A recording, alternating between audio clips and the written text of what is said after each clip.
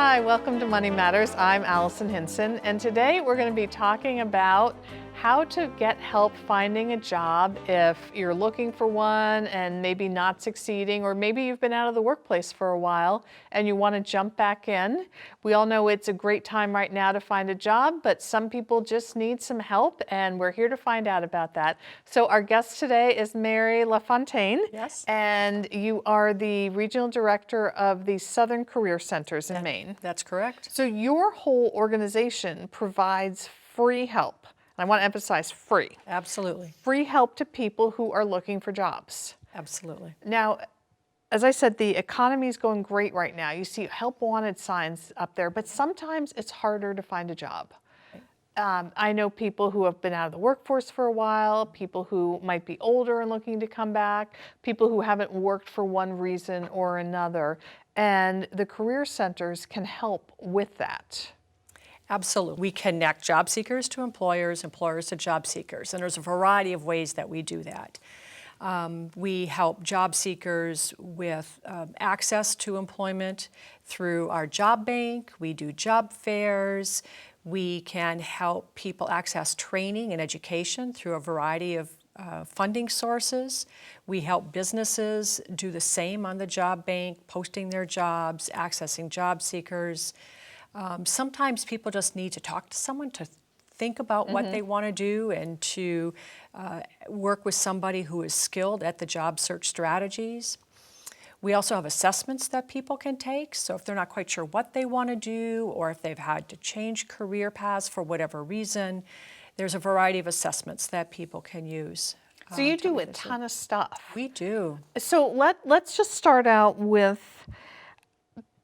people need to kind of know what they want to do, or maybe they don't know and they're coming to you because they need to know, and that's where you do the assessment. Because I might be kind of wandering in the darkness saying, okay, you know, I want a job, but I'm not sure what I want to do or what I'm qualified for or what skills I have, because maybe I don't think I have any skills, but I really have a ton. I mean, we all have great skills. Correct. So, and again, there's a variety of assessments that we can offer and we can help people access. And the assessments are awesome because they help identify skills and knowledge areas, abilities, even things about the world of work that they may not have considered. So it's about making the right match so that we're fully utilizing the skills that we have and the abilities we have to the right job. Because if I have a skill and and I'm good at it, that's going to make me valuable to an employer. They're going to then want me. But first I actually have to know what that skill is. I find it's hard for people to say, oh, what am I good at? Right.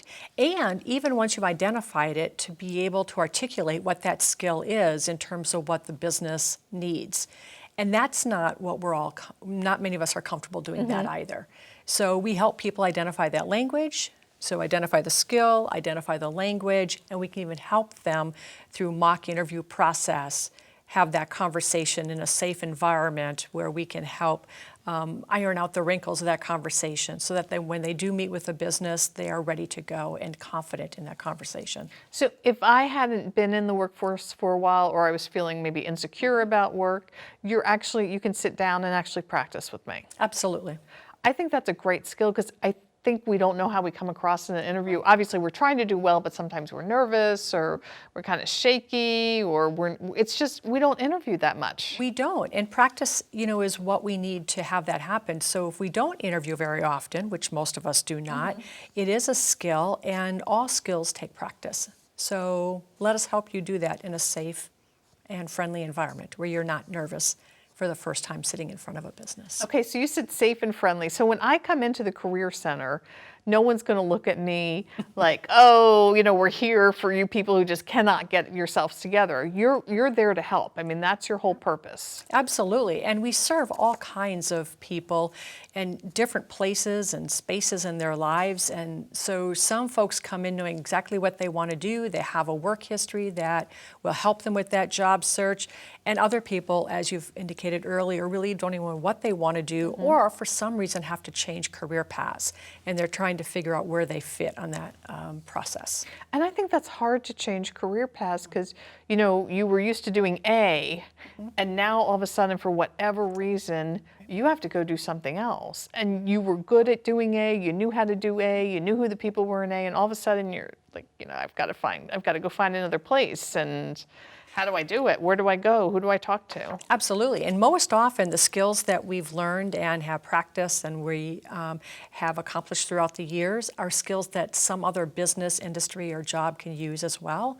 One of the assessments we use is called My Skills, My Future.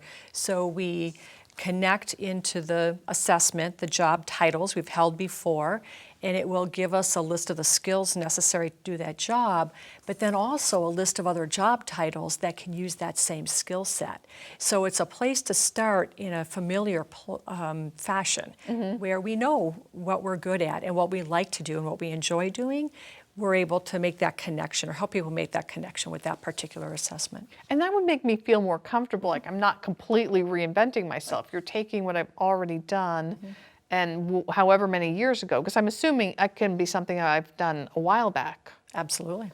And then you're making it into something where, oh yeah, I've done that, and sure I can do it for somebody else. Because I think trying to find a job is really uncomfortable. I mean, it's just all that rejection just comes at you all the time. It is. And I don't like rejection. I'm sure most people don't like rejection. And it's hard to think, okay, I just haven't found the right place. But it sounds like you're kind of the people who help either make sure the rejections don't come as fast and furious as perhaps if I was trying to do it on my own, but you're also there to support me if I come in and say, oh my gosh, I've just, applied for 10 jobs and I haven't gotten any. Oh, am I ever going to find a job? Well, and one of the things that we help people in that strategy process is where is the job search stopping? So if people are sending out a whole lot of resumes or filling in applications, but they're never getting calls back for an interview, there might be something with your application process and how you completed it or your resume that's stopping employers from looking at you further. If you're getting interviews but not job offers, there might be something about your interview process that's stopping you from being successful in that process.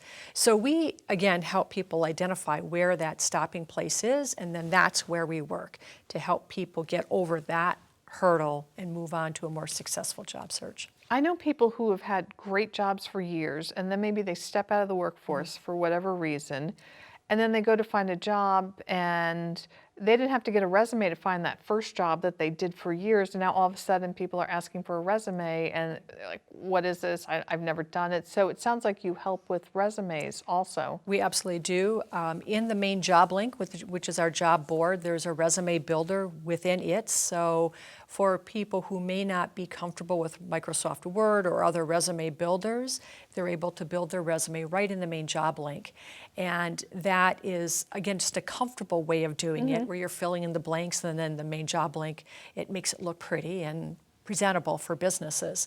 So wherever people are at, if they can use a Microsoft Word or whatever product, or if they want to build it within the job bank, we can help guide them in that process. We're not resume writers or typers. People have to do that or find a family or friend to do that for them. But we'll help get them to the tools, the resources, and then we'll review it for them after the resume is completed to make sure that it's telling the story that a job seeker wants to tell. Because I think for people entering the job market, like, yeah, I want to do it, and then you face that, oh my gosh, I need a resume, and that's so easy to put off, and I can't do it. So it sounds like you're right there from the beginning to help create that. What are some reasons that people might commonly have a hard time finding a job? I mean, I know especially for people who have stepped out maybe for a bunch of years to raise kids, it's hard to get back in. I mean, mentally it's an adjustment. I have to go back to work. But even when you want to go back to work, I think that would be a hard thing to do. Yeah, that's one of the reasons. And some of the reasons that people might have difficulty finding work is they might have a disability.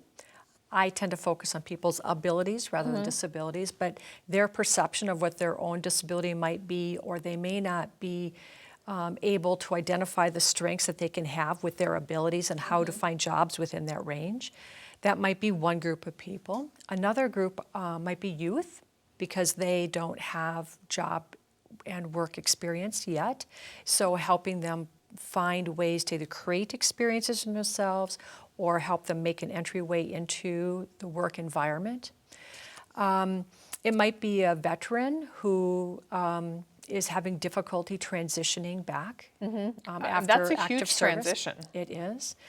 Some of our immigrants and refugees struggle with job search. It might be older. You mentioned older workers before. So maybe somebody wants to retire from the full-time job that they've had forever or multiple jobs in their career path, and they want to go back to work, but they don't want to do that job. Or maybe they do, but not on a full-time basis. So there's a variety of folks who use the Career Center, but not just those targeted groups either. I mean, really, we're open to everybody. I like us to a public library, right? Anyone can walk in the door and use our services. But there are some groups of people who might have more challenges than others in terms of job search. So those are the groups that I just highlighted.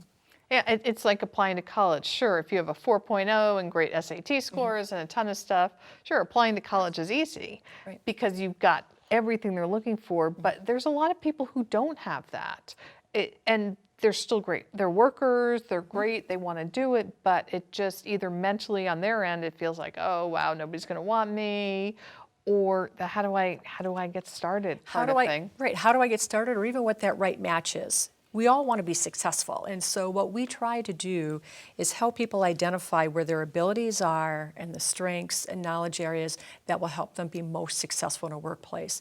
So if I haven't identified those yet, working with those clients of ours, helping make that connection so they are successful when they do land in that job. Because I think you want people to be successful, Absolutely. and it helps when people feel successful. I mean, it feels great. You know, you're going to work, you're doing a great job. People, are telling you you're doing a great job. That's a wonderful thing about going to work, but it can be hard to get there. Right. What do you do if people need training? I'm thinking about people who maybe whatever they did 15 or 10 years ago, I mean, technology moves so fast. I mean, I had to go, I worked in an office where they used Microsoft Office. All of a sudden I had to go to this thing called Google Suite. That was a change. For as simple as that sounds, I was used to doing one thing for 30 years, and it seems so simple, and it seems so like they're almost exactly the same thing. It was a challenge. Right. So there's a variety of ways that we can help people who need that skills grading for a certificate course or all the way up to a degree program. We and our partners through the Career Center system have a variety of training funds available to help different groups of people access the skills upgrading they need. And again, it might just be a certificate class in Office, or it might be a full program like welding, or it might be an associate's degree. So again, matching the what that client wants, our customers want, and what they need to get to that job, that bridge is where we come into play. And so sometimes we can help people directly through the Department of Labor access those training options or certificate programs or full education degree program. Sometimes we're not able to do with our funding streams, so then we refer those folks to our training partners who are able to potentially support that person as well. Now you talk about funding streams, so I just want to be clear. So I'm not working, so I don't have the income. Does funding stream mean that you guys will actually pay for me to do retraining? For some people, yes. There are eligibility requirements that we all have to manage, and there are some of the funds that we have with different types of eligibility. So it's difficult to get into here in this conversation, but any call to any career center will help that person who's needing training or wanting to consider training determine whether, which of our partners are able to help them, or if there's other referrals that we can make to other agencies entirely. Because I feel like the skills that I've needed have changed a lot in even definitely the last 20 years, but even the last 10 years, all of a sudden what you thought had been a secure job, I'm going to have it for life, all of a sudden is, I don't have that job anymore, or everybody around me is getting laid off. Just, I mean, if you think about toll booth attendants, that used to be, everybody needed toll booth attendants. Well, guess what? Not so much anymore because they have the automated stuff. So what do I do if I'm a toll booth attendant? It sounds like I would call and say, my job's going away. Technology is making me obsolete. What do I do? How do I get a job? Perfect example. Jobs that change or go away, or businesses that close.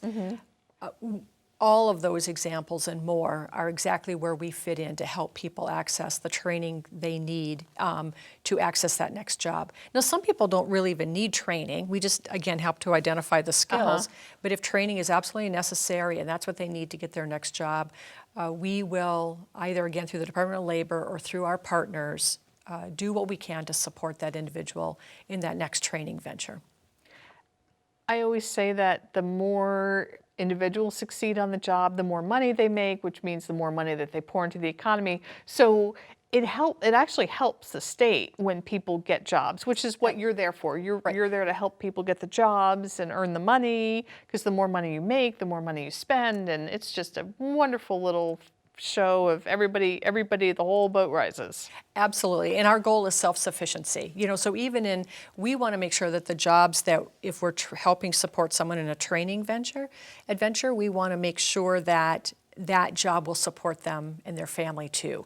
We want to make sure that self-sufficiency is always a part of that conversation, again, just to ensure the success for that person in the long run. That's for people who are maybe changing jobs. What if I self-identify as somebody who has some sort of disability? Is there anything to help me then? Sure. Yeah, absolutely. So sometimes a person with a disability may be able to access just our regular library of services at the Career Center and be able to access the next job on their own. Sometimes people need more assistance in that, and so that's when our vocational rehabilitation staff might come in, where they will have a counselor that will work on them with that client one-on-one, again, to do the assessments, what skills, abilities, knowledge areas do I have, what might be the things that might keep me from working, and how do we mitigate that. The Voc Rehab office and the staff also have access to job coaches and, again, training dollars that might support those individuals, whatever it is that we need to do to make people ready for that next place in their career path. Am I going to be doing all this like one-on-one with somebody? Am I going to take classes? I know you said consider it like a library where you walk in. Yeah.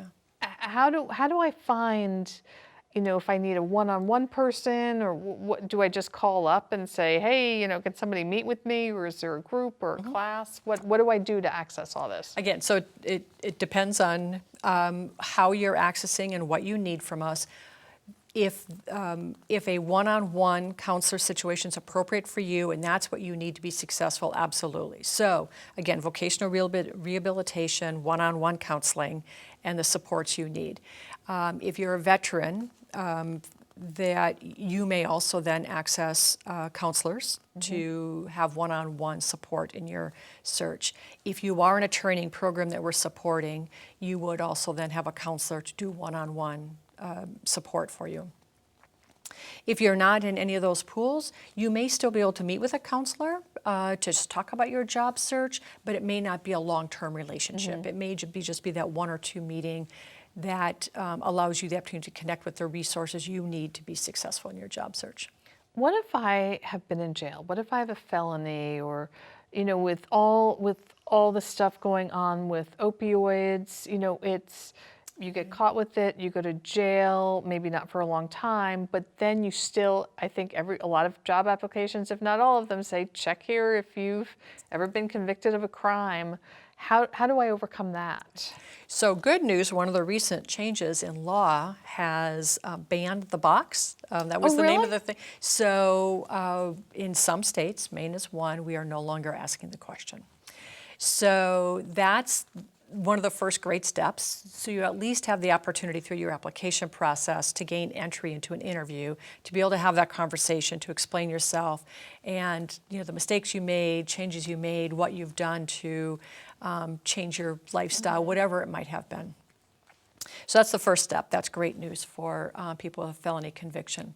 The other piece is that, again, there are whole agencies that are supporting people with felony convictions to help them access that next step in their career to re-entry, whatever it's been, 18 months or several years.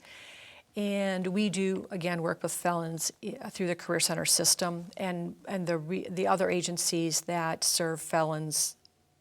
We have a referral network back and forth, so we make sure that people are getting the services they need. The other piece we're doing is that we're working with businesses to help them understand that the felony conviction doesn't mean somebody is just not going to work out for you. So we have been working with the Department of Corrections, businesses in Maine, and Department of Labor to help make those connections between people with felony convictions and the businesses who need workers to help identify the resources that exist and the talent pool that exists. In addition, the Department of Corrections has amazing training programs within their facilities in all kinds of industry and job types. So people are coming out with the skills they need to work and, again, create a sustainable life for themselves. And you touched on businesses. Now, business is the other part of this. I might want to go to work and I've got all these great skills and I'm looking and all these businesses are saying they need to hire. It sounds like part of the role is that you help people so they're attractive to businesses. But what do businesses have to do on the flip side? Because you can't walk anywhere without seeing a help wanted or, people saying I'm desperate for employees. And it sounds like there's a whole group of people who are saying, I want to work, hire me. How do businesses get involved with this? Because they're obviously the people who are going to end up hiring workers. So thank you for asking the question, because businesses are the other half of our client and customer base. And we work with businesses who are recruiting or looking for ways to retain their employees or train their employees. So one of the first things we do, regardless of how a business comes into our Career Center, whether they call us directly or through another partner agency, we're a firm believer in no wrong door. So however a job seeker or business finds us, we'll make sure you get connected to the right person. But we first work on recruitment strategies, and that there's a whole checklist of things we go through with a business that talks about everything from, what's your culture? Are you a business of choice? And if you are, how are you telling that story to applicants? If you're not, what might you need to do? We talk about job ads and how they might make job ads more than, you must be able to lift 85 pounds and work, that's a common 5 to 12. ad. Yeah. So tell me about, we want to work in a place that's exciting or maybe not even exciting, but just where I'm included and the culture is healthy and well. And so businesses need to talk about that. They need to talk about what is good about their business and why people stay. So we talk about recruitment strategies to that end, but we also help them access talent pools, again, through our network of partners and connections in the one-stop system. We help identify ways for them to connect with schools, K through 12, or colleges or other training providers to access individuals while they're in school or immediately upon graduation. We help businesses connect to, I think I mentioned earlier, training programs. So if they say, I used the welding example earlier. If I need 24 welders in the next 12 months, we can help develop a training program with the training provider, that business, and help recruit people for that training program to enter that job. So we support them in that way.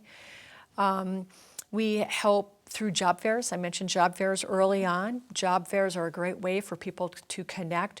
You talked about resumes earlier. Well, a big part of job search now, it seems like everything is online, and we don't have that opportunity to have this conversation where we can talk about who I am as a job seeker and what you need as a business. So job fairs are a great way to have that face-to-face conversation.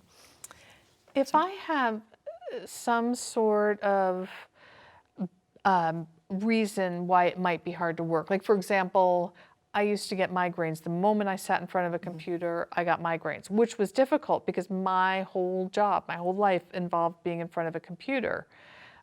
But once we figured out what was going on, it was literally a $10 fix. So a $10 lamp saved basically my career and my ability to do my work. Is that something that employers do? Or will they look, like if I had said, oh, I can't work because I have migraines, is that something that an employer would help me figure out or change some things so I could work and could continue to be a good worker?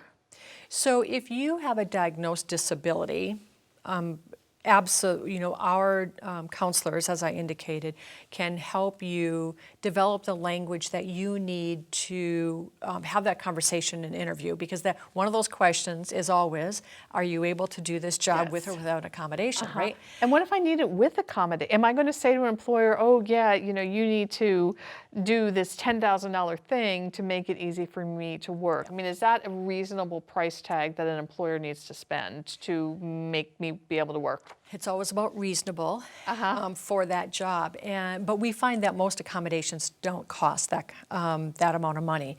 A vast majority of accommodations cost little or no money, and after that vast majority, there was a national study recently that said 59% of the accommodations for a person with a diagnosed disability is zero or near zero for an accommodation cost. That's astonishing. Astonishing. And for the remainder, it was $500 or less for an accommodation. That's nothing to get a qualified worker who can, who might come to you trained.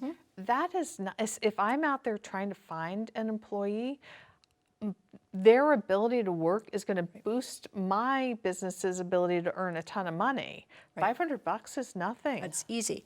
And so that's the diagnosed disability piece, again, that we can help with for you to identify what your needs are and what you need to be successful and how you can develop language to talk to a business. If you don't have a diagnosed disability, so maybe your migraines really are not at a point of a disability state, but you know that you need that special kind of light, that is absolutely something you can have, either during the interview or post-interview. To talk about how you can be successful in that workplace. And we can, again, help you develop that language, because that language is not easily identified for most people. And again, that's where we come in so that we can help you do that. It sounds like you're there to help both the employee, the potential employee, and the employer kind of match and do that. So thank you so much, because that's a lot of stuff that you offer. And so if you are listening and watching, I hope that you, a friend, a relative, if they feel like they want to get back into the workforce or need to do any different training, to contact one of the career centers in Maine and start on the path to having a great job. So thank you for watching and have a great week. Great. I think